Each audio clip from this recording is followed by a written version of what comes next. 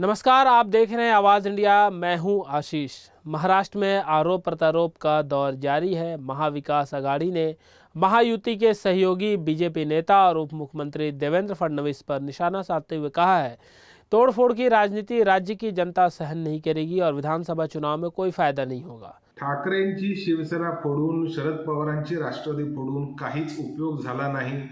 ह्या दोन्ही पक्षाची मतं भारतीय जनता पार्टीला ट्रान्सफर झाला नाही असा आत्मबोध राज्याचे उपमुख्यमंत्री देवेंद्र फडणवीस साहेबांना झाला।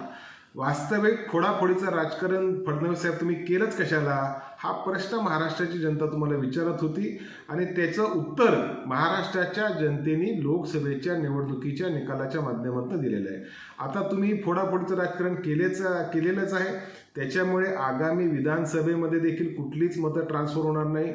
किंबहुना भारतीय जनता पार्टीच्या उमेदवारांना RSSची तरी मतं पडतात का, असाही प्रश्न आता महाराष्ट्रामध्ये निर्माण झाला आहे। वीडियो जर्नलिस्ट शिवाजी काले के साथ अंजनी कुमार मिश्रा की रिपोर्ट, आवाज़ इंडिया, मुंबई।